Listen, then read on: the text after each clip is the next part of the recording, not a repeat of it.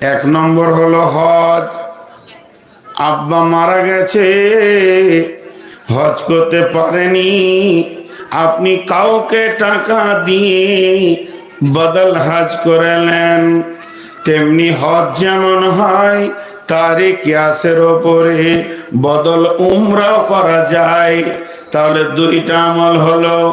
3 নম্বর, মারা গেছে, মা মারা গেছে, সে আর করতে পারবে না, সন্তান তার জন্য দান করবে, মসজিদ মাদ্রাসা করবে, এগুলি কবরে গিয়ে পৌঁছাবে, ভালো সন্তানের আপনার দোয়া পৌঁছাবে এবং সে সাদকা জারিয়া যা করেছে পৌঁছাবে। এইভাবে বেশ কিছু আমল আছে। এই আমলের ভিতরে মেয়েদের পর্দাটা কত ফরজ, মেয়েদের পর্দাটা কত ফরজ, মেয়েদের পর্দাটা কত ফরজ। মেয়েটা মারা গেছে, আর তো আমলের প্রয়োজন নাই। বলেন না, ওর জোহরের আজান হচ্ছে, ওকে আর নামাজ পড়তে হবে না, লাশ পড়ে আছে, বেলা 10টা 11টায় মরেছে, জোহরের আজান হচ্ছে, ওর জন্যে আর নামাজের হাজিরি হবে না, আসরের নামাজে হাজিরি হবে না, 5টার সময় দাফন হবে, 2টা ওয়াক্ত পেরিয়ে গেল, বিছানায় শুয়ে মরে গেছে, আর আমলের দরকার নাই। কিন্তু একটা আমল কবর পর্যন্ত যাবে, ওই মৃত মেয়েকে ওদেরকে দেখানো যাবে না যাদের সঙ্গে ওর পর্দা। কবরে ঢোকানো পর্যন্ত পর্দাওয়ালাকে দেখানো যাবে না। দেখেন কত দূর গিয়ে পৌঁছালো। তো জীব প্রথম 2.5 বছর খুলছে না, খালি তোতলা তোতলা করছে। এই জীব যে খুলে গেল, আজরাইল এসে বন্ধ করবে, তো এই জীবের রিয়াকশন কত দূর গিয়েছে জানেন? আপনি ভাবছেন যে আঙ্গুলের মাথাতে ক্যান্সার হয়েছে, ডাক্তার যখন এক্সরে করে দেখছে তা বলছে পাঁজরে হাড় পর্যন্ত আর পোকা পৌঁছে গেছে, হাত কাটলেও বাঁচানো যাবে না। তো এই জীবের রিয়াকশন কত দূর গিয়েছে জানেন? জান্নাত পর্যন্ত। শুনেলেন কেমন? জান্নাত পর্যন্ত। আল্লাহ বলছেন, লা তাসমাউ ফিহা লাগওয়া ওয়ালা কিযাবা, লা তাসমাউ ফিহা লাগিয়া। লাও, তোমরা জান্নাতে অতিরিক্ত কথা শুনতে পাবে না, জান্নাতে গালিগালাজ শুনতে পাবে না। জান্নাত এমন একটি নিয়ামত, সেখানেও জীব কন্ট্রোল থাকবে, একদম কন্ট্রোল ওলাই জান্নাতে যাবে। যার জীব পৃথিবীতে বেকন্ট্রোল হয়ে গেছে, ওই লোকটার ব্যাপারে বলা হচ্ছে জান্নাত যাওয়া বড় কঠিন হয়ে যাবে। জি ভাই, একজন বিরাট বড় ইসলামী চিন্তাবিদ, এটা হাদিস কোরআন লয় যেটা এখন বলছি, একটা বড় মুফাসসিরের চিন্তা চেতনা বলছি। উনি বলছেন, সারা জীবনে মানুষকে নিয়ে যত সার্চিং করলাম, জান্নাত আর জাহান্নাম নিয়ে যত সার্চিং করলাম, তাতে করে যা পেলাম, জাহান্নামে যত মানুষ যাবে শতকরা 98 জন, শতকরা 98 জন, 100তে 98 জন, 2 জন বাদ দিয়ে 98% মানুষ জাহান্নামের ভিতরে ঢুকবে শুধুমাত্র জীবের কারণে। এই বসো, তোমরা মনে করছো কন্ট্যাক্ট করে নিয়েছো, দাঁড়িয়ে গেছো, তার বসার কোনো নাম নাই, কিছু বলি না তাই। 98% মানুষ জীবের কারণে জাহান্নাম গেছে। এটা একটা ব্যক্তিগত মানুষের কথা বললাম, এটা কোরআন লয় আর হাদিস লয়, তারপরও একটা ইসলামী চিন্তাবিদের ধারণা, এগুলো একটু খেয়াল করি। আমি এবার যে আয়াত পড়েছি আয়াতে চলে আসলাম। আল্লাহ কি বলছেন? ইয়া আইয়ুহাল্লাযীনা আমানু জিতানিবু, ইয়া আইয়ুহাল্লাযীনা আমানু জিতানিবু, হে ঈমানদারেরা তোমরা বাঁচো। আমি বলছি বাঁচো, আমার ছোট ভাই ঈসা বলছে বাঁচো, আপনাদের ইমাম সাহেব বলছে বাঁচো, আপনাদের আর কেউ বলছে বাঁচো, আমি নাই বাঁচতে পারি। এ কথাগুলো গুরুত্ব দিলাম না, এগুলো মানুষের কথা। আমি বলছি একটা নতুন মেহমান এসেছে বেড়াতে, নদীর পানি থেকে তুমি বাঁচো, ঠান্ডা লেগে যাবে, জ্বর হয়ে যাবে, মানল না, আনন্দ করে নদীতে সাঁতার দিল, ওর কিছুই হলো না।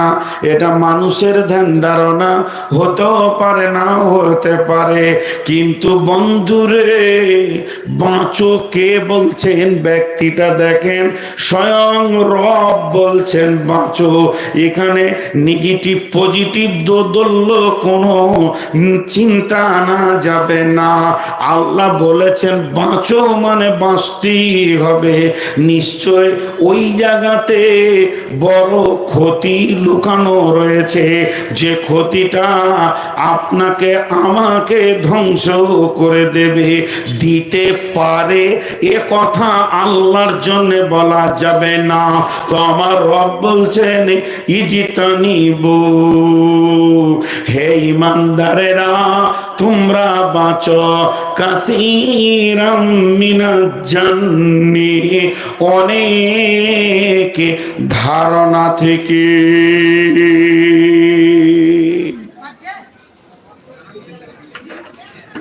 ধারণা মানে অনুমান, ধারণা মানে অনুমান, জি, ধারণা মানে অনুমান।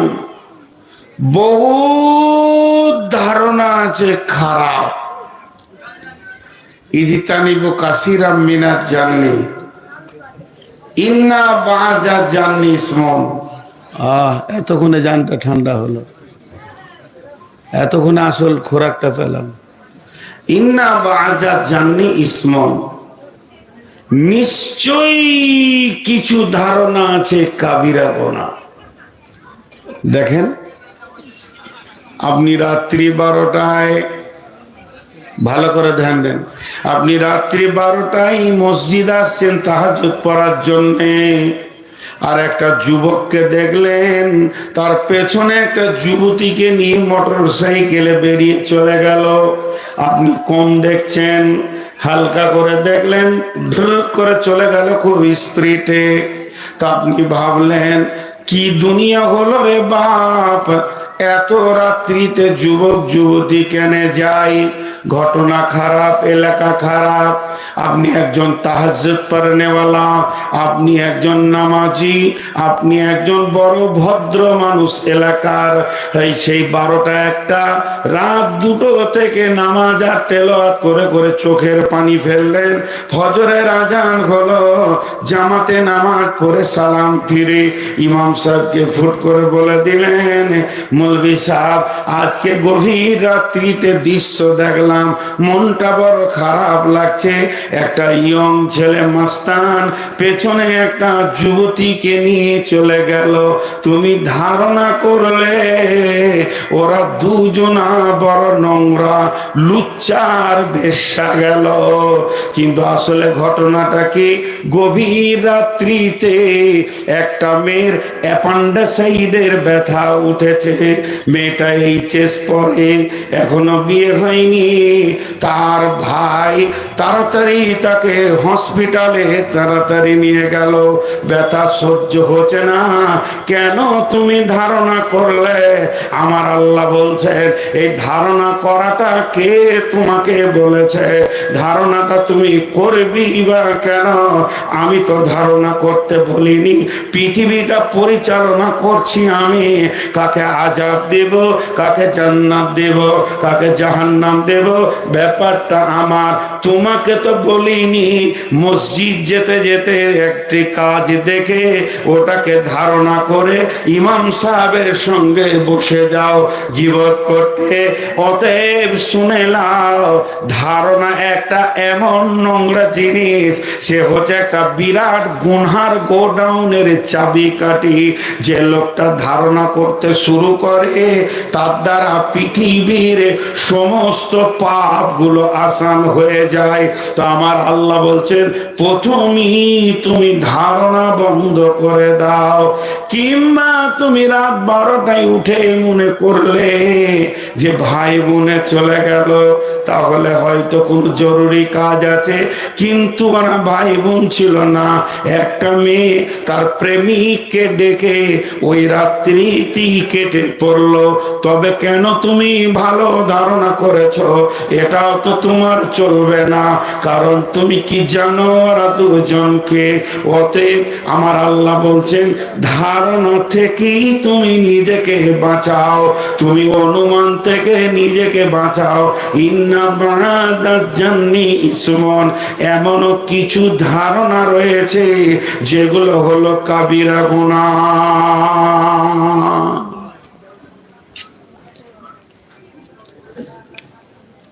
বুঝতে পারছেন? এতগুলো লোক হ্যাঁ না বললেন। আমি যেটা বলতে চাইছি বুঝতে পারছেন? মানে প্রথমবারে পারছে না, আর একবার শুধুছি তখন পারছে। কোন ধরনের কারবার? তো অনুমানটা হচ্ছে পৃথিবীর নোংরা জিনিস। অনুমান। সামনে রমজান মাস আসছে, রোজা রাখবো ইনশাআল্লাহ। জোরে বলি ইনশাআল্লাহ। রোজার পরে নামাজ ছাড়বো ইনশাআল্লাহ।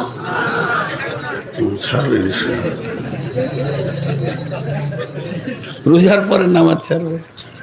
কে কে রোজা রাখবো না হাত তুলি। 4-5টা উঠেছে, রোজা রাখবে না। এবার একটা কথা আপনাদেরকে বলি, রমজান মাস আর চলছে শবে কদরের রাত, মাসের প্রথম দিকে না শেষ দিকে? আর আল্লাহর নবী এতেকাফ নিয়েছেন। এতেকাফ কে নিয়েছেন? নবী মুহাম্মদুর রাসূলুল্লাহ। বিবি সাফিয়া গেছেন নবীজিকে দেখা করতে মসজিদে, ওই দূরে বাড়ি। আর এশার নামাজ পড়ে সব সাহাবীরা চলে গেছেন। তো বিবি সাফিয়া আস্তে আস্তে করে গিয়ে রসুলের কাছে মসজিদের ভিতরে ঢুকেছেন। যে কথা, 2-4টা কথা যা আলোচনা করার ছিল করেছে। কথা বলতে বলতে বলতে বলতে একটু রাত বেশি হয়ে গেছে। বিবি সাফিয়া বলছেন নবীজিকে, ইয়া রাসূলুল্লাহ, আপনি আমাকে একটু আগিয়ে দেন, কারণ এতেকাফের লোক তো বাড়ি ঢুকবে না, উনি মসজিদ থেকেই থাকবেন। তো মসজিদে যে থাকবে, তো আমি রাস্তায় বাড়ি যাব, আপনি বাড়ির কাছাকাছি পর্যন্ত আমাকে দিয়ে আসেন। তো নবীজি বিবি সাফিয়াকে নিয়ে যাচ্ছেন, আর রাত কিন্তু আন্ধার রাত, মানে চাঁদ তো শেষের দিকে, যদি 27-25 হয়, চাঁদ তো নাই, এ তো রাত, আন্ধার রাত। নিয়ে যাচ্ছেন। এবার মসজিদ থেকে দক্ষিণ মুখে, কথার কথা বোঝানোর জন্য বলছে, হাদিসে দক্ষিণ আসেনি, এই মুখে যাচ্ছেন আল্লাহ রসুল আর বিবি সাফিয়া, দুজনের সম্পর্কে স্বামী স্ত্রী। আর এই দিক থেকে একটা সাহাবী হেঁটে চলে গেলেন, এই পাশ দিয়ে আঁধারে। নবীজি ওনার বিবিকে বলছে, সাফিয়া দাঁড়াও। দাঁড়িয়ে গেল, ওকে ডাকছে, ওই আল্লাহর বান্দা, ওই আল্লাহর বান্দা। জি হুজুর, এদিকে এসো। কাছে এলো, যে বলছে, এই মেয়েটি আমার বিবি সাফিয়া, যাও। ও কিছুই বলেনি। আল্লাহ রসুল বললেন, এই মেয়েটি আমার বিবি সাফিয়া, যাও। তখন সাহাবীটা বলছেন, ইয়া রাসূলুল্লাহ, আপনার ব্যাপারে আমি কোনো কিছুই বলিনি, তবে কেন এমন বললেন আপনি? নবীজি বললেন, তুমি বলনি তুমি ভালো, আমি ভালো, আমার বিবি ভালো, কিন্তু শয়তান ভালো নয়। একটা গোষ্ঠী, একটা দল সব সময় আমার বদনামের জন্য লেগে আছে। তারা যখন আলোচনা করবে নবী মুহাম্মদ নারী আসক্ত মানুষ, সে নারী পেলে ব্যবহার করে, তখন তোমার ভিতরে ধারণা এসে যাবে আমিও একদিন গভীর রাতে দেখেছি একটা মেয়ের সঙ্গে চলতে। তো যাতে করে তোমার ভিতরে এই নোংরা ধারণাটা না ঢুকে আর ইমানটা না নষ্ট হয়ে যায়, তার জন্য আমি একটা বাঁধ দিয়ে দিলাম। এটি হলো আমার বিবি সাফিয়া। তার মানে আল্লাহ বলছেন, ইন্না বাদা জান্নি, সমস্ত অনুমান গুমাল্লায়, এমন কিছু ধারণা আছে, এমন কিছু অনুমান আছে যেটা হলো গুনহা। কিছু অনুমান আবার গুনহালয়, ধারণা গুনহালয়। সেটা কেমন? এদিকে তাকান। 1 কেজি হতে পারে অনুমান, 1 কেজি না না, 1 কেজি 250 হবে, এটা গুনাহ হবে? কোন একটা মাল কেউ নিয়ে যাচ্ছে, কিরে মাছটা কত দাম দিল? 500 টাকা। তো কত ওজন? আমার মনে হচ্ছে 1.5 কেজি হবে। না, এটা আইডিয়া। এই ধারণাগুলো গুনহা নয়। হ্যাঁ, এই রাস্তাটা 5 ফুটের না 7 ফুট হবে, মেপে দেখলাম, ক্লিয়ার হয়ে গেল। তো ইন্না বাদাত জাননি, চারিত্রিক ভাবে যে ধারণাগুলো করা হয় সেগুলো হচ্ছে গুনহা। ইন্না বাদাত জাননি ইসমন, কিছু ধারণা আছে গুনাহ। আল্লাহ বলছেন, ওয়ালা তাজাসসু ওয়ালা তাজাসসু ওয়ালা তাজাসসু। রে আমার বন্ধু, হে আমার ভাই বাপজিরা, সোনার আল্লাহ, ও আমার মা, ওরে আমার বোন বেটি, ওয়ালা তাজাসসু, তোমরা জাসুসি করিও না। তাজাসসুস করতে মানা করেছেন। জাসুসি আর জাসুসিতে দুটো শব্দ ব্যবহার হয়। একটা হচ্ছে তাহলে, আর একটা হচ্ছে কেন। তাহলে আর কেন, যেমন আমি খুব এখানে মেহমান শুয়ে আছি, একটু রাত্রিতে ঘুরে আসলাম বাজার থেকে। এত রাতে উঠলেন কেন? একটা কাজ ছিল। না, কাজ কি ছিল? আপনি তো সন্ধ্যায় যেতে পারতেন, এখন তো বাজার বন্ধ। এখানে তাহলে আর আগাচ্ছে না, বুঝতে পেরেছেন? তাহলে কিছু থাকতে পারে। আপনি এধার ওধার নদীর ধারে ঘুরছেন, এটাকে বলছে জাসুসি। আল্লাহ বলছেন, তুমি যদি জাসুস হও তো আমিও তোমার থেকে বেশি বড় খবর রাখনেওয়ালা। তো ওয়ালা তাজাসসু, তোমরা জাসুসি করিও না। জাসুসি করা মানে পেছনে কুটকুট খুটকুট খুটকুট খুটকুট করে লেগে খালি দোষ ত্রুটিকে খুঁজে বের করা। ওয়ালা তাজাসসু, আমার রব যদি মনে করে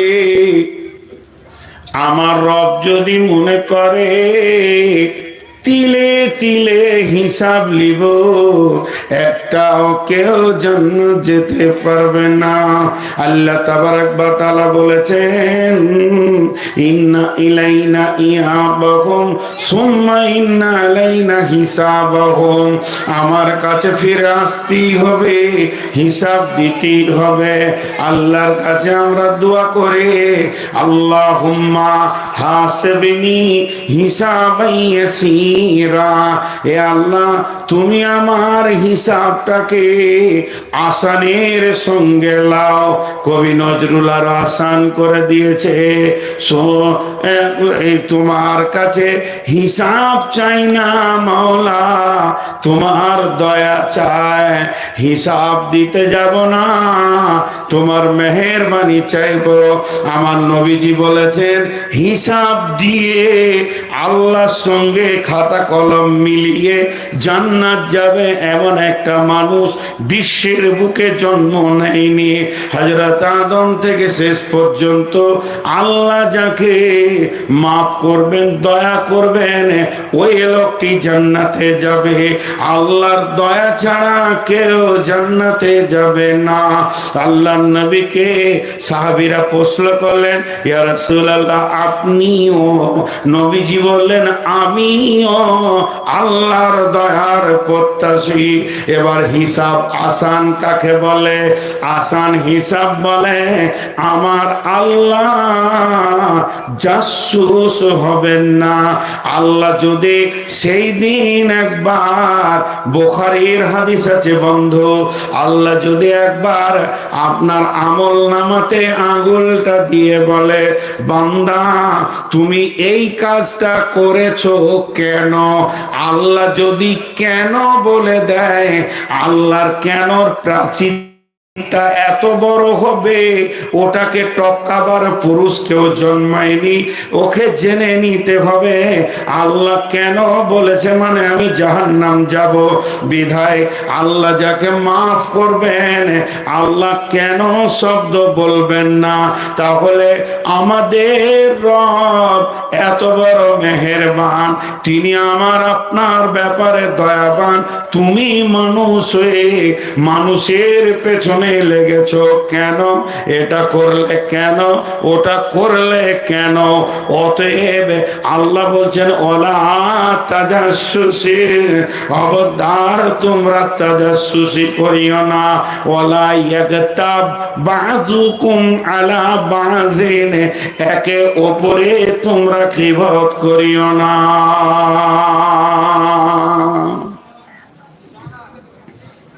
জি, একে অপরে গীবত করিও না। এখানে তিনটি কথা বলা হয়ে গেল, আপনারা খেয়াল করেছেন কিনা? নাম্বার 1 বলা হলো বাঁচো ধারণা থেকে। 2 নম্বর বলা হলো যে তাজাসসুসি করিও না মানুষের পেছনে, খুসখুস খুসখুস খুসখুস করে লেগে থেকো না।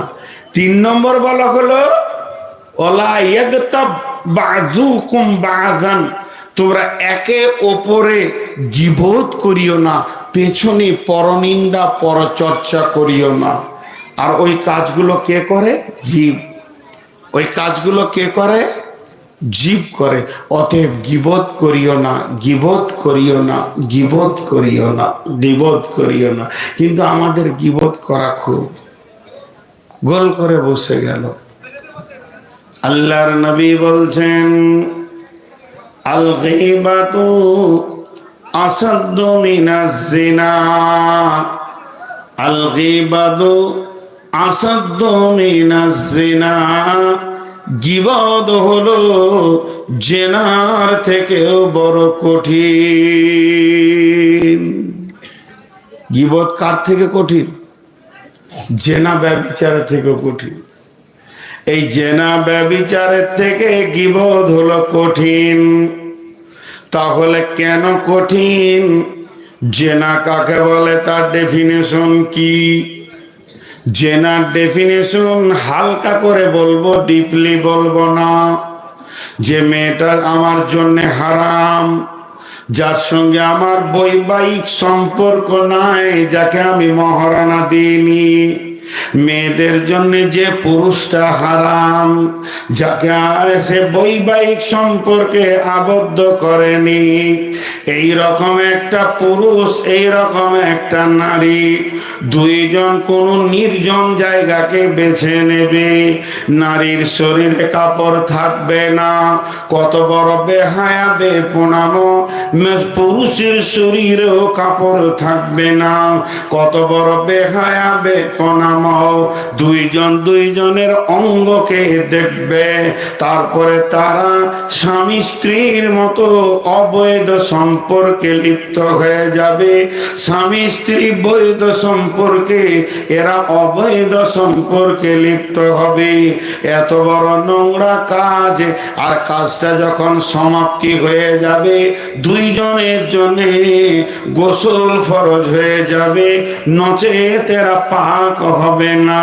তাহলে কাজটা কত নোংরা কাজ, কত ডিপ কাজ, কত গভীর কাজ। কিন্তু গীবত করতে গেলে কাপড় খোলা লাগবে না। মেয়েটা যদি বোরখাও পরে থাকে, তারপরও গীবত করা যাবে। ছেলেটা ফুল পোশাকে আছে, কোন রকম কাপড় তাদের সরল না, বেহায়া বেপনামো হলো না, তারপরও তাদের গোসল ফরজ হবে না। গীবত এমন একটা জেনা এমন একটা জায়গায় করে, লুকিয়ে চুপিয়ে করে। গীবত সমাজের ভিতরে করা যাবে, চায়ের দোকানে গীবত, মসজিদের কাতারে নামাজ পড়ার পর বসে বসে গীবত চলবে। তারপরও বিশ্বনবী বলছেন এই গীবতটা এত শক্ত গুনাহ, যেটা আপনার কিনা জেনার থেকেও বড়।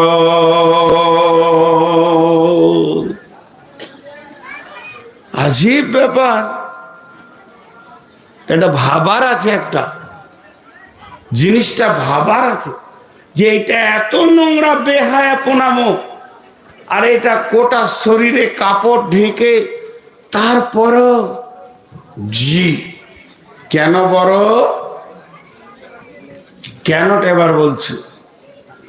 এইখানে এক জিনা করনেওয়ালা, জিনা করনেওয়ালি, আমি জিনা করেছি, আমি তো একা দোষী নয়, আমার সাথে একটা মেয়েও আছে দোষী। দুজনই আজকে জালসা শুনছি, আর বায়ান করছেন একজন বিখ্যাত আলিম। জেনা করা বড় গুনাহ, জেনা এমন একটি গুনাহ, এটা হাক্কুল ইবাদ নয়, হাক্কুল্লাহ। জেনার আদালত কিয়ামতের মাঠে হাক্কুল্লাতে হবে।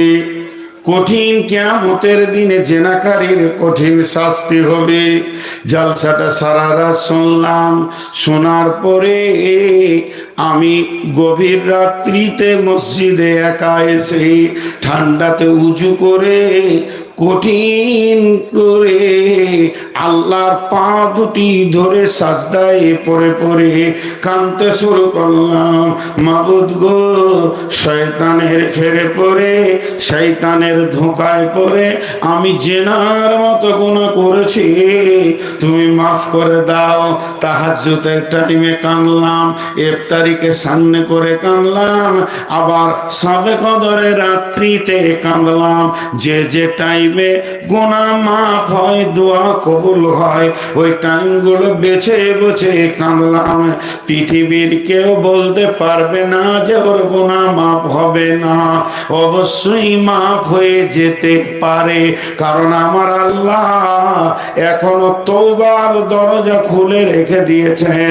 আমার রব বলেন, মানুষ পাপ করে যখন আমার কাছে কাঁদে, ইন্নাল্লাহ গাফুরুর রহিম, আল্লাহ জবরদস্ত গুনাহকে মাফ করনে ওয়ালা।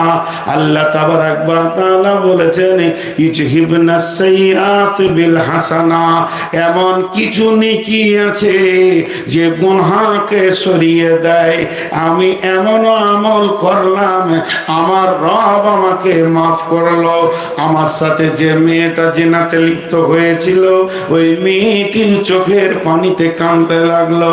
মা মাবুদ রে, তোমার শয়তান আমার পেছনে লেগে আমার ইজ্জতকে লুটিয়ে দিয়েছে। আমি এখনো হায়াতে জিন্দেগিতে বেঁচে আছি, তওবা করার সুযোগ রয়েছে। ও দয়াল মাবুদ, তুমি তোমার বান্দিকে গুনাহ মাফ করে দাও। একদিন দেখা গেল ওর মাফ হয়ে গেল, তারও মাফ হলো, আমারও মাফ হয়ে গেল। কিন্তু আমি আর মৌলভী সাহেব দুইজন বসে বসে বসে বসে আর একজনের গীবত করছি। ওই এই করেছে, ওই করেছে, এমুক করেছে, তসুক করেছে। যে আমি আবার গীবতের গুনার জলসা শুনে নিয়েছি। এবার কি করব? একটা তো মাপ চাইলাম, বেনামাজি ছিলাম, মাপ চেয়ে নামাজ ধরলাম। মদ খেয়েছিলাম, সেটাকেও তওবা করে নামাজ ধরলাম। আমি জুয়া খেলেছি, সেটাও তওবা করে নামাজ ধরলাম। আমি ফ্রি ফায়ার খেলেছি, পৃথিবীর যত গুনাহ আছে একটা একটা করে তওবা করে নিয়েছি। এবার আমি গুনার লিস্টটা খুলে দেখছি, আমার আর একটা গুনাহ হ্যাঙ্গের মতো ঝুলছে, হ্যাঙ্গিং হয়ে ঝুলছে। সেটা কি না, আমরা দুইজন মিলে আর এক মওলানার গীবত করেছি। এবার কি করব? আবার গভীর রাত্রিতে কাঁদতে শুরু করলাম, আল্লাহ মাফ করে দাও। গীবতটা হাক্কুল ইবাদ, এটা আল্লাহ মাফ করবেন না। আমি যার গীবত করেছি তার কাছে মাফ চাইতে হবে, কারণ আমি একটা মানুষকে হেকারত হিয়ানত করেছি। দেখা গেল ওই মওলানাকে সুযোগে পেয়ে গেলাম, হাতটা জড়িয়ে ধরে বললাম, বন্ধু ভাই, আমি শয়তানের ফেরে থাকতে পারিনি। আপনি যে অন্যায়টা করেছিলেন, অমুক মসজিদে থাকতে থাকতে একটা দুর্ঘটনা ঘটিয়ে দিয়েছিলেন, সেটা সত্য, কিন্তু আমি গীবত করে ফেলেছি, আমিও তো গুনাহগার হয়ে গেছি, আপনি আমাকে মাফ করে দেন। বলল, ভাই তুমি যখন হাত ধরেছো, আমাকেও তো আল্লাহর কাছে মাফ নিতে হবে। মানুষ মানুষকে মাফ করলে আল্লাহ তাকে মাফ করেন, বিধায় আমি তোমাকে মাফ করে দিলাম। আমি জানে আশ্বস্ত পেলাম যে আমার গীবতের গুনাহটা মাফ হয়ে গেল। কিন্তু না, লাও, আবার নাটা কেন বলছি? কিন্তু না, নাটা কেন বলছি? মাফ হবে। আমি গীবত করেছি, তার মাপটা হবে। আমি তার কাছে মাপ চেয়েছি, সে মাফ করেছে, মাপ হবে। কিন্তু আমি একা তো করিনি।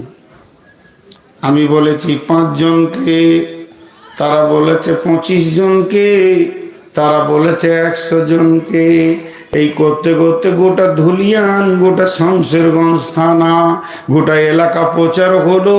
ও আমার বন্ধু, এতগুলো এজেন্ট যে ছেড়ে দিলাম, তাদের মুখ তো আর বন্ধ নাই। সমস্ত গুণাগুলি আমার আমলনামাতে জমা হবে।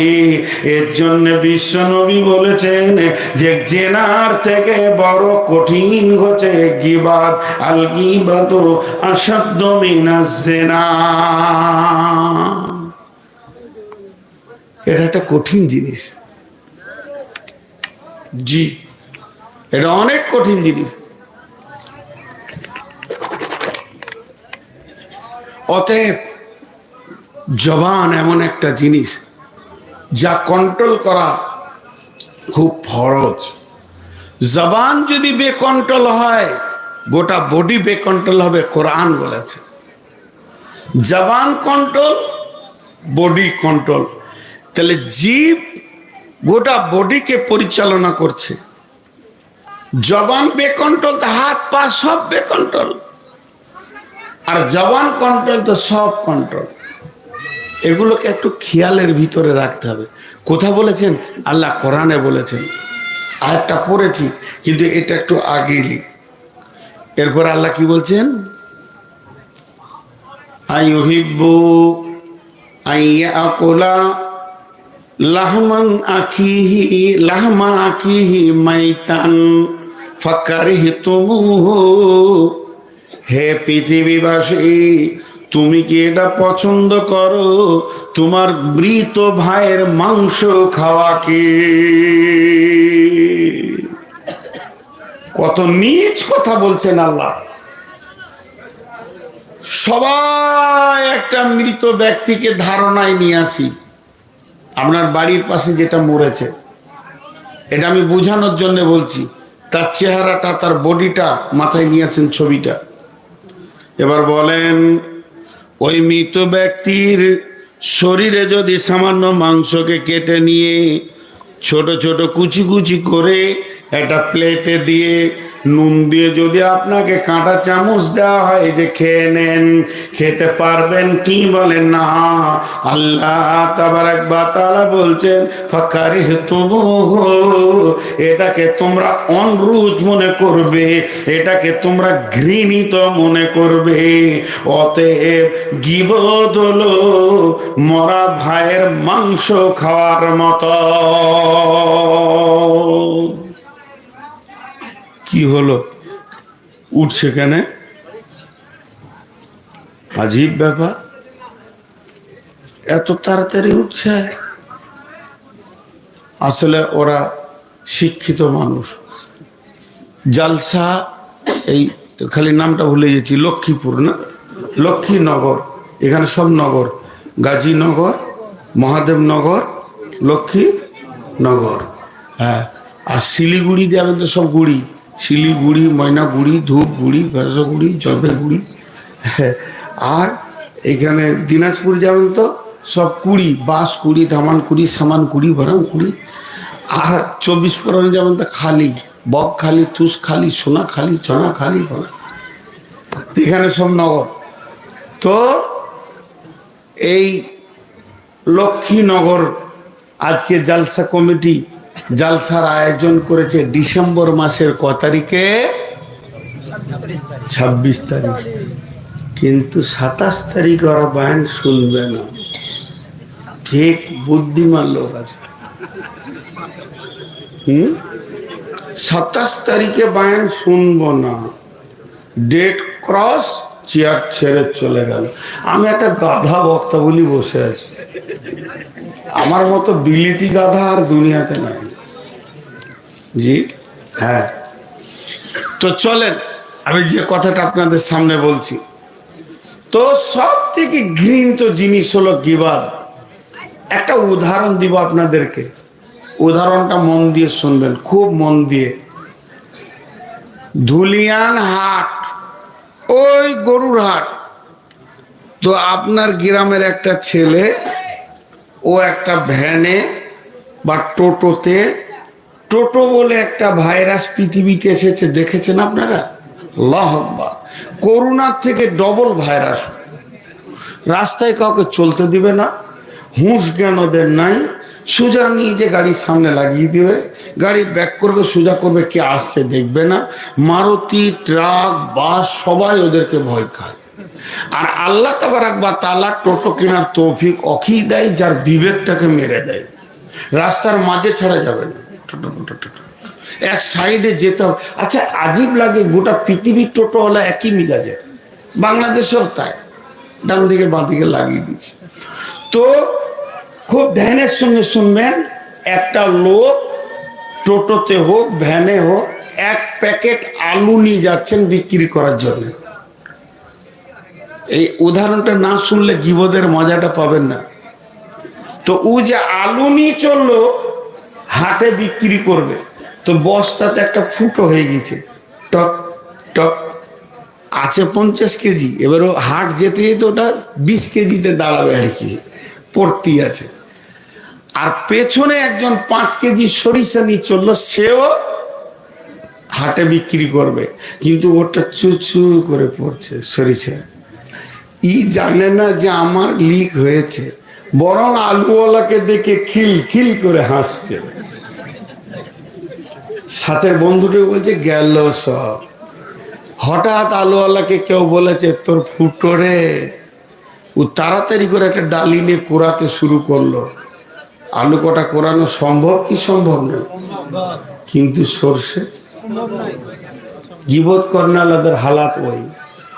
আমি ধরা খেয়েছি একটা মেয়ের সঙ্গে, আর আপনি বসে বসে চায়ের দোকানে মিষ্টি করে করে বলছেন আমি তো আমার গোনার মাপ আল্লাহর কাছে কাঁদতে শুরু করে দিয়েছি, কিন্তু আপনার গোনাটা যে চু চু চু করে নেকিটা বেরিয়ে গেছে, এ খবর রখে নাই।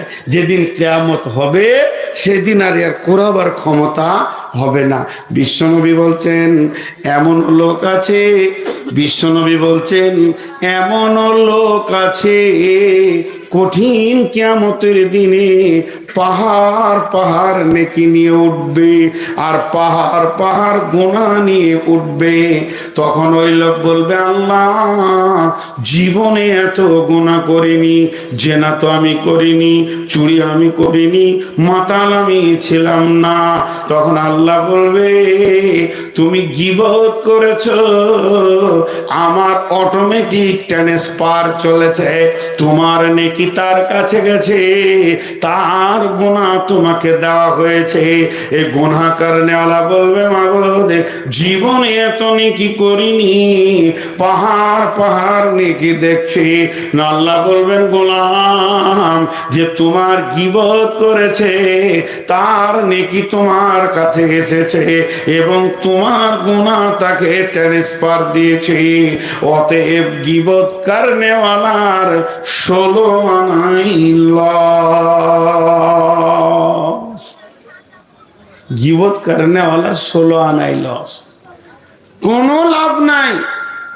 আবার মাঝে মাঝে বলে ও চুরি করবে আর আমি বলতে পারবো না, হ্যাঁ ও সত্যি সত্যি ওই গুনাহটা করেছে, তারপরে তুমি বলতে পারবে না।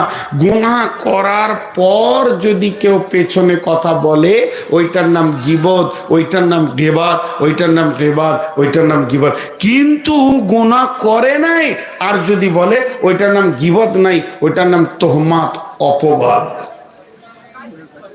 অপবাদ যেটা করেনি সেটা বলা, আর এটার নাম গীবত। তাহলে গীবত আর অপবাদের পার্থক্যটা বুঝে নিলাম। আল্লাহ বলছেন ওয়াত্তাকুল্লাহ, আল্লাহকে ভয় করো। ওয়াত্তাকুল্লাহ ইন্নাল্লাহা তাওয়াবুর রহিম, নিশ্চয় আল্লাহ বড় মেহেরবান, তওবা কবুল করনে ওয়ালা।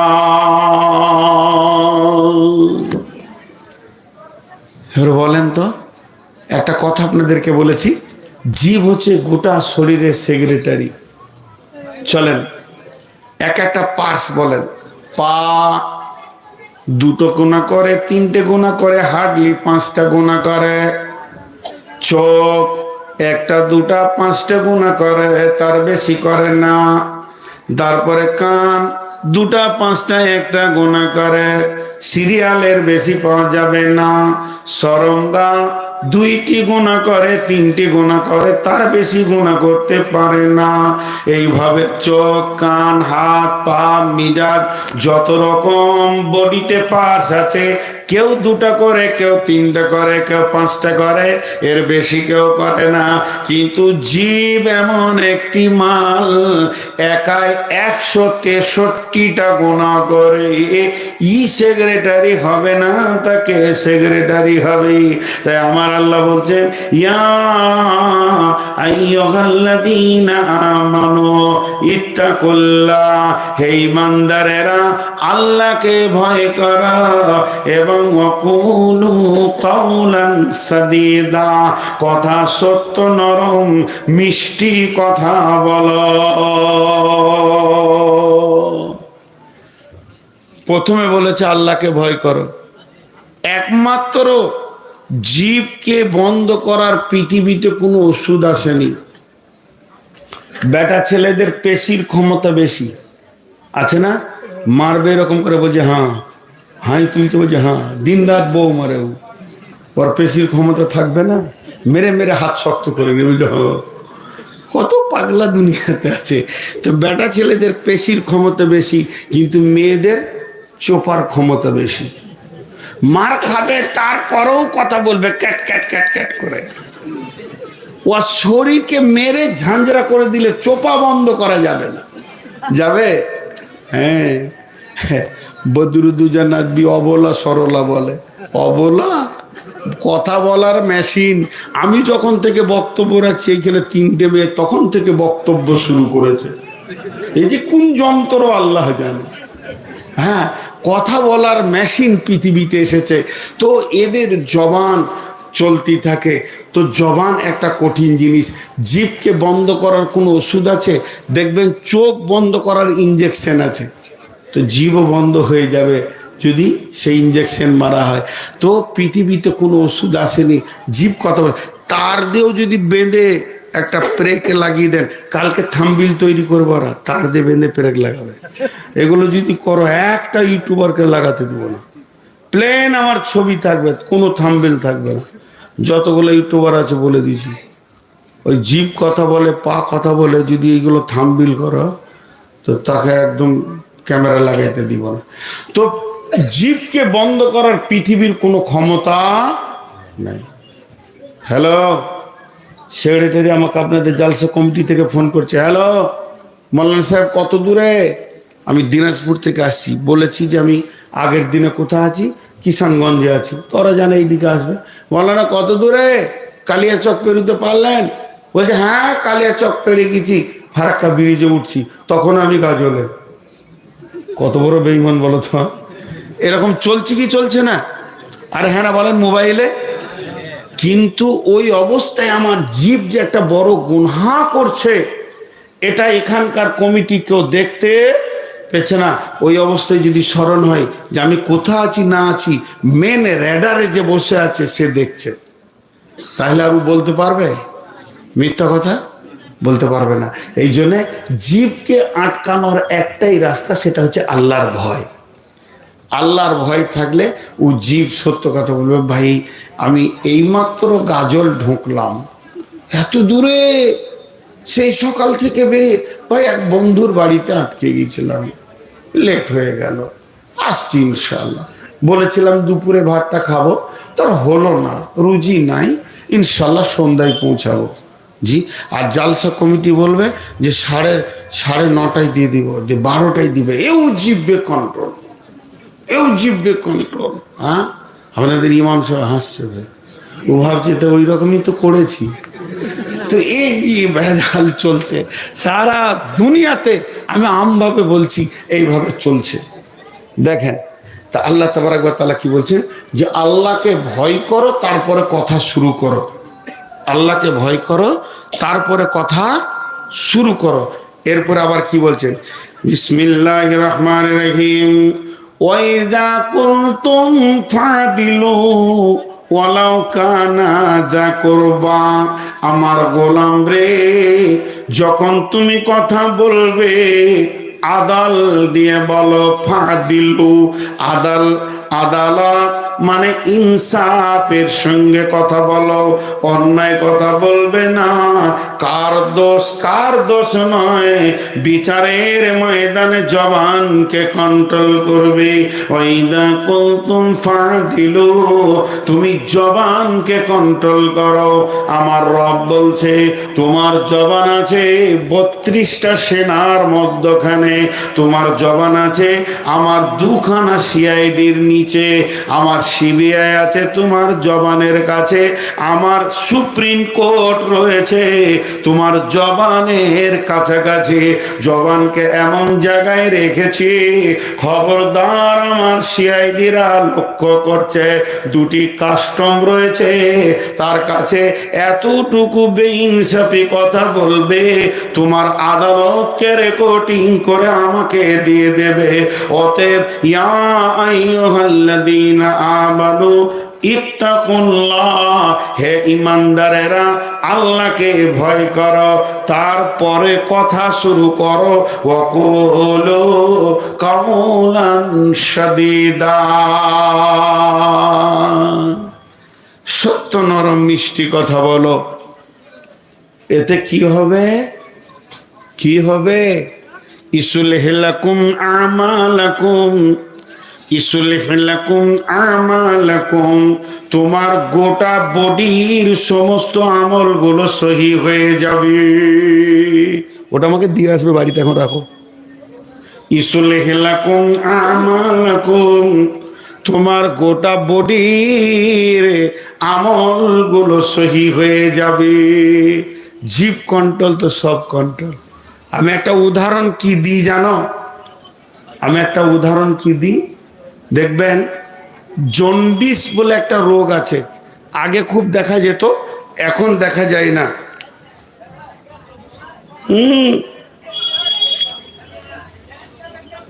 ঠান্ডা লেগে যাবে, সর্দি লেগে যাবে। বিয়াই গাঁয়ের লোক তো, ইলামি একটা জিলা, গাঁ বলবেন না। আমি যে কথাটা আপনাদেরকে বলছি একটু ধ্যান দেন। কি হবে? তো জন্ডিস নামে একটা রোগ আগে দেখা যেত। তো ওর লক্ষণ কি ছিল? চোখ হলুদ, জিভ হলুদ, হাতের তলা হলুদ, পায়ের তলা হলুদ, বডিটা হলুদ, পেচ্ছাপটা স্বাভাবিক থেকেও হলুদ হতো কি না? তাহলে এটা তাড়াতাড়ি সারার বুদ্ধি কি ছিল? সাদা ভালো বেলকো রং নিয়ে এসে মেরে দেন। রং মেরে দিলে সব সাদা হয়ে যাবে? জি না। ডাক্তারের কাছে গেলে ডাক্তার বলতো তোমার পাকস্থলিতে জন্ডিস নামে একটা জীবাণু আক্রান্ত করেছে তোমাকে, ওটাকে মারতে হবে।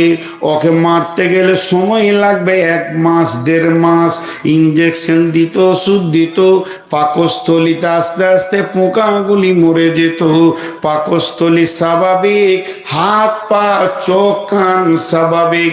চোখের ওষুধ দিত না, কানের ওষুধ দিত না, পেচ্ছাপের ওষুধ দিত না হাত পায়ের ওষুধ দিত পাকস্থলীকে, আর বডিটা আস্তে আস্তে ক্লিয়ার হয়ে যেত। তেমনি একটা লোকের হাত পা চোখ কান যতগুলি বেলাইনে চলছে, তো জানতে হবে ওর জীব আছে বেকন্ট্রোল। জীব যদি কন্ট্রোল হয়ে যায়, জীব যদি সত্য কথা বলে, জীব যদি গান না বলে, জীব যদি মিথ্যা সাক্ষী না দেয়, জীব যদি খিস্তি না করে, তাহলে আস্তে আস্তে সমস্ত বডির আমলগুলো সহি হয়ে যাবে। কারণ বডির যে সেক্রেটারি, সে আল্লাহর ভয়ে দাঁড়িয়ে গেছে, তো গোটা বডিটা আল্লাহর ভয়ে দাঁড়িয়ে যাবে। কে বললেন না? আল্লাহ। ইসলিহ লাকুম আমালাকুম। আর দ্বিতীয় লাভ কি হবে? ওয়াগফির লাকুম যুনুবাকুম, এবং আমার রব তোমার জীবনের গুনাহগুলি মাফ করে দেবে। আর কি হবে? ওয়ামা ইউতিল্লাহ ওয়া রাসূলাহু, এরপরে আল্লাহ এবং রসুলকে ফলো করে যে চলবে, আল্লাহর হুকুম মেনে নেবে, রসুলকে যে মেতাত করবে, আমার আল্লাহ নিজে বলছেন ফাকাদ ফাজা ফাউজান আযীমা, সব থেকে বড় সে কামিয়াব হয়ে যাবে। কিয়ামতের মাঠে হাসতে হাসতে জান্নাতে যাবে। তাহলে জীবকে দিয়ে শুরু হলো, বডিকে কন্ট্রোল করার জন্য কাকে দিয়ে শুরু হলো? জীবকে দিয়ে। কিন্তু আমাদের জীবই বেকন্ট্রোল। সারা জীবনে মানুষ করকম কথা বলে, এতটি লোক মুখ খুলে না। সারা জীবনে মানুষ করকম কথা বলে? 4। জোরে বলেন, কয় রকম? 4। এগুলো খুব তথ্যবহুল কথা। সারা জীবনে মানুষ করকম কথা বলে? 4 রকম। ভালো কথা, খারাপ কথা, ভালো কথা, খারাপ কথা, প্রয়োজনীয় কথা, অপ্রয়োজনীয় কথা।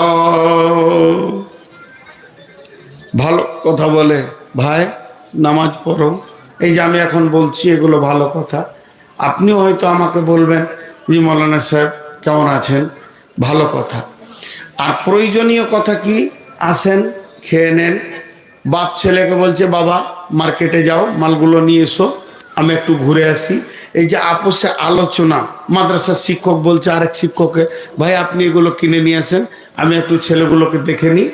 এই যে ভালো কথা আর খারাপ প্রয়োজনীয় কথা এগুলো। আর একটা হচ্ছে খারাপ কথা। খারাপ কথা মানে গালি গালাজ, গান বাজনা, নাটক, নানা রকম নোংরা কথা, খিস্তি করে গালি দেওয়া, বন্ধু বান্ধবকেও খিস্তি করা, ইয়ারকি ঠাট্টা করেও খিস্তি করা, বন্ধুরা আবার এগুলো হলো খারাপ কথা। আর একটা অপ্রয়োজনীয় কথা, চায়ের দোকানে বসে bat bat bat bat bat bat bat bat bat bat bat bat বকি যেছে বকি যেছে বকি যেছে, অপ্রয়োজনীয় কথা। দুইটি কথাতে নেকি আছে। আল্লাহ বলেছেন কাউলুন মারিফুন কাসাজারাতিন তাইয়্যিবা, কাউলুন তাইয়্যিবাতিন কাসাজারাতিন তাইয়্যিবাতিন। আপনার ভালো কথা হলো ভালো গাছের মতো, তার ফল থেকে তার গাছ, তার ফল থেকে তার গাছ। আমি একটা লোককে বলবো বন্ধু নামাজ পড়ো, সে আর কাউকে বলবে ভালো কথা। কালেমাতিন খাবিসাতিন কাসাজারাতিন খাবিসাতিন। আর নোংরা কথা হলো নোংরা গাছের মতো, নিম গাছের আঁটি থেকে নিমই হবে, কিন্তু মিষ্টি ফলের গাছ থেকে মিষ্টি হবে।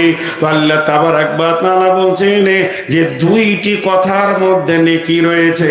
প্রয়োজনীয় কথা যতগুলি আপনি বলবেন এগুলো সাদাকার নেকি পাওয়া যাবে।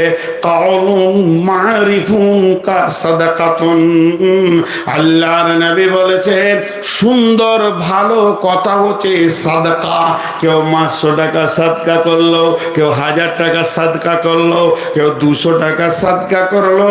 আর আমি যে কথাগুলি বলছি এগুলো হলো সাদকা। আমাকে যে পড়িয়েছে সেটাও হচ্ছে সাদাকা। এরকম একটা সাদাকা।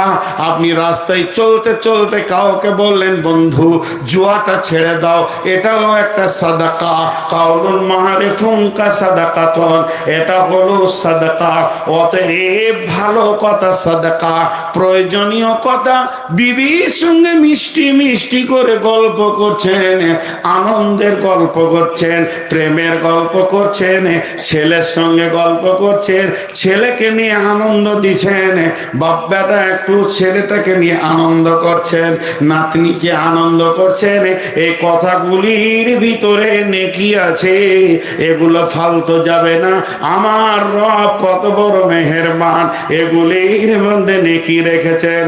কিন্তু যারা ফালতু ভ্যাট ভ্যাট ভ্যাট ভ্যাট ভ্যাট ভ্যাট ভ্যাট ভ্যাট ভ্যাট ভ্যাট ভ্যাট ভ্যাট ভ্যাট ভ্যাট ভ্যাট ভ্যাট ভ্যাটানি আছে না? আর আপনাদের এদিকে নাই?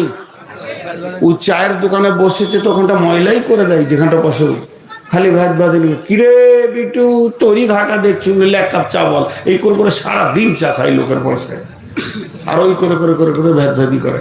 এগুলো হচ্ছে গুনাহ। আল্লাহ তাবারাক ওয়া তাআলা বলছেন এরা জান্নাতে যাবে না। লা জান্নাতে যাবে না কোথায় আছে? কোরআনে আছে। এইটাকে রেখে দিলাম, আর বলবো না।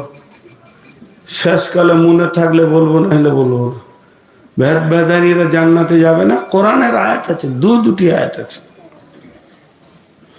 চলেন জীবদের ব্যাপারে আল্লাহ কি বলছেন আর একটা জায়গায়, ওয়াইলুল লিকুল্লি হুমাজাতিল লুমাজা হুমাজা লুমাজা হুমাজা লুমাজা।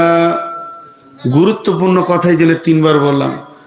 ওয়াইলুল লিকুল্লি হুমাজাতিল লুমাজা।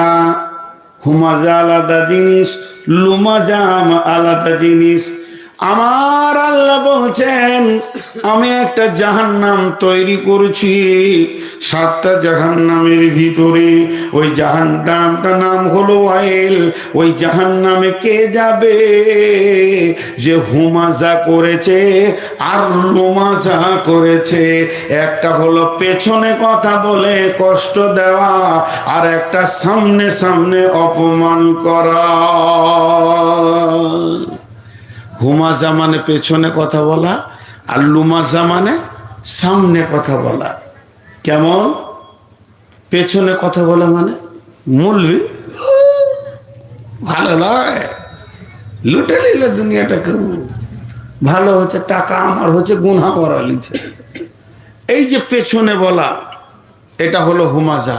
আর লোমাজা কি? হ্যাঁ, আমি ধরেন সত্যি করে উদাহরণ দিচ্ছি, আমি একটা গুনার সঙ্গে জড়িত আছি। কি না, আমি ধরেন সুদ খায়, আস্তাগফিরুল্লাহ, নোংরা জিনিস, তারপরেও বলছি সুদ খায়। তো আমার চাচাতো ভাই কোনো ব্যবসা কারণে আপনাদের এখানে এসেছে, পরিচয় হয়ে গিয়েছে, তো আপনি কাগজটা দেখাইছেন যে নূর মোহাম্মদ আসছে গো আমাদের জালসা শুনতে, থেকে যাও যে তোমাদের বর্ধমানেরই। তা আপনি জানেন না যেটা আমার নিজের চাচাতো ভাই, যে নূর এই সুদারুটা বলে দিলে আর কি, এই সুদারুটা। হ্যাঁ, বলে আমার নাম্বারটা লিখেলেন, ওকে বলবেন ও সুদ খেয়েছে। যদি না বলে তো আমাকে ফোন ধরিয়ে দেবেন। আমি গত মাসে 20,000 টাকা সুদ দিয়েছি, তার মানে পাক্কা প্রমাণ আমি একটা পাক্কা সুদারু। এরই ভিতরে দুটো ছেলে জেনে নিয়েছে। দেখবেন কিছু ছেলে আছে সামনে সামনে কথা বলতে ভালোবাসে, ও আবার বলবে আমি কাউকে ভয় করি না। সত্য কথা বলতে ভয় কেন করব? সব সত্য প্রকাশ, যেটা বলেন সব সত্য প্রকাশ। কত হালাল জিনিসকে আল্লাহ গোপন করে দিয়েছে। সব সত্য যদি প্রকাশ হয়, তুমি জেনা করবে তাহলে গোপনে করোটা হারাম, আর বিবি তো তা হালাল, তাহলে কি হাই রোডে শুবে বিবিকে নিয়ে? যে আমি হালাল কাজ করব তো গোপনে কেন করবো রে বাবা? সব সত্য প্রকাশ নয়, সব সত্য প্রকাশ নয়, গোপন আছে। বহু সত্য আছে যাকে গোপনে করতে হয়। এমনও দান রয়েছে গোপনে দান করো, ডান হাতে করবে বাঁ হাত জানবে না, এটা হালাল, তারপরেও গোপন। তা ঠিক ওই রকম মহাসত্য গোপন করতে হয়। তো এখন ও বলছে আমি সামনে সামনে বলে দিব, আমি এখান থেকে গাড়িতে নামছি, আর যেই নেমেছি তার অমল সাহেব আপনি নূর মোহাম্মদ নাকি? জি, আসসালামু আলাইকুম, আমি অপেক্ষা করছিলাম যে আপনাকে দেখো। তা আপনি তো সুদ খান। আর 50টা লোক ভিড় করে দাঁড়িয়ে আছে, এই যে আপনার চাচাতো ভাই অমুক নাম, এই যে নাম্বার দিয়েছে, কিছু বলার নেই। এটা বলা যাবে না।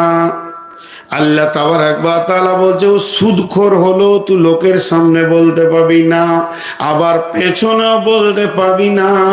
হুমাজাতিল লুমাজা, যদি তুমি সামনে পেছনে বলে গীবত করে দাও আর সামনে বলে অপমান করে দাও, তোমার জন্য জাহান্নাম অয়েল অপেক্ষা করছে, কেউ তোমাকে বাঁচাতে পারবে না। হোমাজা লোমাজা করা যাবে না, আর পেছনে তো বলা যাবে না। কিন্তু আবার গীবত করা জায়েজ, গীবত করা জায়েজ। 5-6 জনের গীবত করা যাবে। মনে আছে কটা দেখি আপনাদেরকে বলি। গীবত করা যাবে। হ্যাঁ, এখানে একটা কথা ছাড়া যাচ্ছিল, এরই মাঝে আপনাদের জালসা কমিটি যিনি সেক্রেটারি, তিনি একটু জ্ঞানী বিচক্ষণ লোক, ও শুনেছে আমি সুদ খাই। যাই চুপ কর, ওটা আমি দেখে নিব, আমাদের মেহমান। কেউ কিছু বলবি না, সবাইকে বলে দিছি। কিন্তু মসজিদে দাঁড়িয়ে বলে দিল মৌলভী সাহেবকে কেউ কোনো অপমান করবি না, তাহলে তো বুঝতে পারবি। তার একটা দাপট ছিল, সবকে চুপ করে দিল। এখন আমাকে সব কিছু জালসা হলো, খাওয়া দাওয়া হলো, বিদায় সিদায় হলো, একটা রুমের ভিতরে ডেকে উনি আর ইমাম সাহেব বা আমার এই স্নেহের ভাই দুজনে মিলে দরজাটা লাগিয়ে এক গাদা বলল, আপনি আলেম মানুষ, আপনি জালসা করেন, আপনার কথায় কত মানুষ হেদায়েত পায়, আপনি সুদের সঙ্গে জড়িত, এটা গুনাহ হবে না। কথাটা বুঝাতে পারলাম? তার সামনে বলো, সকলের সামনে তাকে বলো না, তার সামনে। কিন্তু শুনলেন 5-6 জনের গীবত করা জায়েজ আছে, 5-6 জনের গীবত করা জায়েজ আছে। সেটাকে নাম্বার 1 ছাত্রের গীবত শিক্ষকের কাছে করা যাবে, উদ্দেশ্য থাকবে জ্ঞান দেওয়া। আপনি আমার শিক্ষককে বলেন আপনার ছাত্রকে ধুলিয়ানে নিষিদ্ধ পল্লীতে ঘুরতে দেখেছি, সিনেমা হলের সামনে দেখেছি, মৌলানা একটু শাসন করে নেবেন। ছাত্রের গীবত তার শিক্ষকের কাছে করা যাবে। ছোট ছোট ছেলেগুলো জুয়ো খেলছে, আপনি এসে ইমাম সাহেবকে বললেন, ইমাম সাহেব অমুকের বেটাটা মসজিদে আসছে, একবার দেখবেন ওটা পাকা জুয়ারি, কোন একটা মাতাল মদ খায়। ইমাম সাহেবকে বললেন, ইমাম সাহেব ওই লোকটা তো আপনাকে ভালোবাসে, ঈদের দিনে একটা লুঙ্গি দিল, কিন্তু লোকটা পাকা মাতাল। এটা এই উদ্দেশ্যে বলা যাবে, তাকে ছোট করব না, বরং ইমাম সাহেবকে তার পেছনে লাগাবো, যাতে করে মানুষটা মদ ছেড়ে দেয়। এই উদ্দেশ্যে গীবত করা যাবে। নাম্বার 2, ছেলের গীবত তার মা বাপের কাছে করা যাবে। ভাই, তোমার মেয়েটাকে ছেলেটাকে স্কুল যাওয়ার সময় নোংরা ছেলে মেয়ের সঙ্গে দেখেছি, একটু শাসন করে নিও, তাদের চলাফেরা নষ্ট হয়ে গেছে, একটু চিন্তা চেতনায় ফিরে আসো। ছেলে মেয়ের গীবত তার মা বাপের কাছে করা যাবে। নাম্বার 3, যদি আমি কারোর বিরুদ্ধে বিচার নিই, বিচারকের কাছে নালিশ করা যাবে। আমি গিয়ে বলবো বিচারককে, কাজীকে, আমি প্রধানকে, এগুলো তুলে ধরা যেতে পারে। যদি তুলে না ধরেন বিচারটা কিন্তু ভালো হবে না। বিশ্ব নবীর কাছে একজন মেয়ে এসে তার স্বামীর বিরুদ্ধে কথা বললেন, সেটা তো গীবত হলো না, অতএব বিচারকের কাছে তোলা যাবে। 4 নম্বরে, আমি ব্যাগটা নিয়ে বেরিয়ে যাচ্ছি, গাড়ির সামনে দাঁড়িয়ে গেলেন, যে নাম করে বলছেন গরুর হাট পার হলেই ওখানে খবির আর কালু ডাকাত বসে আছে, দিন রাত মানুষকে খুন করছে, লুটে নিচ্ছে। মৌলভী সাহেব রাত্রি বেলায় যাবেন না, এ কথা বলা যাবে। 5 নম্বর গীবত করা যাবে, আমি আমার মেয়ের, আমার বোনের বিয়ে দেওয়ার জন্য আপনার গ্রামে একটা ছেলেকে চয়েস করেছি, আমার মেয়েটা হাফিজা, আমার বোনটা আলিম, কিন্তু আপনি ডেকে বললেন ওই বংশে, আপনার বংশের মানুষের বিয়ে দেওয়া যাবে না, কারণ ছেলেটা মাতাল। এত আল্লাহ ওয়ালি মেয়ে এক মাতালের পাল্লায় পড়ে যাবে, কিংবা ভালো আলিম একটা বেশ্যা মেয়ে রান্দির পাল্লায় পড়ে যাবে। বিয়ে থেকে বাঁচানোর জন্য ভালো ছেলেকে নোংরা মেয়ে থেকে, নোংরা মেয়েকে ভালো ছেলে থেকে আপনাকে বাঁচাতে গিয়ে ওই বিয়েটা যদি গীবত করে ভেঙে দেন তো গুনাহ হবে না, মুমিনকে বাঁচানো হবে। অতএব বেশ কিছু গীবত আছে যেগুলো করা যাবে, এর ভিতরে কোনো গুনাহ হবে না। গীবতের ডেফিনেশন হচ্ছে মানুষকে মানুষের কাছে ছোট করা। ছোট করা যদি উদ্দেশ্য থাকে গীবত হয়ে যাবে, আর সাবধান করা যদি উদ্দেশ্য থাকে গীবত হবে না। কথাটা বোঝাতে পারলাম? একই জিনিস, একই কথা, খালি নিয়তটা চেঞ্জ করেলেন। আমার নিয়ত, ওকে আমি সাবধান করছি। ছোট ভাইটা মাতাল হয়ে গেছে, বড় ভাইকে ডেকে ফিস ফিস করে বলছি, খুব মাথা, যখন তখন মদ খেয়েছে, ঘুরছে, দেখবি দুটো থাপ্পড় টাপ্পড় দিগা, ও যে নোংরা হয়ে গেছে। এটাতে গীবত হবে না, বরং কাউলুন মারিফুন হবে। এটা হেদায়েতের নেকি পাবেন আপনি। কিন্তু হো হো করে হাসছে আর বলছে, ও বলিস না, বাস, মানে আনন্দ নিচ্ছে আর তাকে সমাজে ছোট করছে। এটাই হলো গীবতের ডেফিনেশন, কাউকে ছোট করা। কথাটা বুঝাতে পারলাম? এখন হ্যাঁ না বলছে, একটু বুঝে হ্যাঁ না বলেন দুটা কথা। আল্লাহ তাবারক ওয়া তাআলা বলছেন, এই গুনাহগুলি টোটাল লোকগুলি কোথায় থাকবে?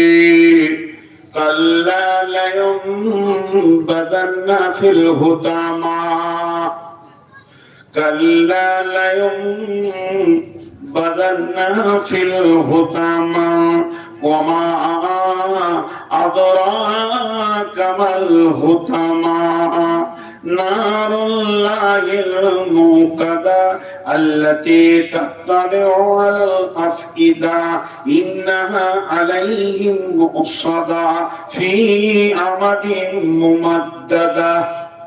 হ্যাঁ, আর একটা কথা বলতে ভুলে গেলাম, 6টা ছিল 5টা বলে এটা ভুলে গেছিলাম, মনে পড়লো, আলহামদুলিল্লাহ আল্লাহ মনে করে দিলেন। পার্টির নেতাদের গীবত করা যাবে। কেন যাবে? হাসছেন কেন? যে আমার গায়ের আমির নেতা, যাকে আমরা ব্যালট দিয়েছি, আমি ব্যালট দিয়েছি ভালো মনে করে, সে কাজ করছে না, তখন আমরা পাড়াতে বসে আলোচনা করছি ভুল হয়ে গেছে, চয়েস ভুল হয়ে গেছে, চোর লুটে নিল, রাস্তাঘাট ঠিক হয়নি, বিদ্যুৎ আসছে না, পরিষেবা পাচ্ছি না, চেঞ্জ করতে হবে। তো চেঞ্জ করতে গেলে তো আলোচনায় বসতেই হবে, তাকে নিয়ে বসা যাবে? জি না। এর জন্য আমার ব্যালটে যে জায়গা পেয়েছে ওই লোকটার বিরুদ্ধে কথা বলা যাবে। হযরতে উমারের বিরুদ্ধে একটা বুড়ি মেয়ে কথা বলেছিল, কিন্তু গুনাহ হবে না। বুড়ি মেয়ে কেউ নাই, ও রাস্তায় ভ্যাট ভ্যাট করে বকতে বকতে গেছে, আর ওই দিক থেকে হযরত উমর আসছে, আর ও কি বলছে, সবগুলোই খালি বদদুয়া দিচ্ছে, আল্লাহকে ধ্বংস করুক, আল্লাহকে গদি থেকে নামিয়ে দেখ, আল্লাহকে বেজ্জতি করুক, আল্লাহ যেন কার আমিন না রাখে। ও একদম বদমাশ। হযরত উমর বলছে, কি হলো মা? বলছে, বকিস না, ওকে চিনে না যেটা উমর আর কি, বকিস না। তুই কি জানিস? কাকে আপনি বদদুয়া দিচ্ছেন? আমাদের দেশের যে আমির, ওকেই বদদুয়া দিচ্ছি। তোরা বলবি না আমি বক করে? তোরা বলবি না আমি বক?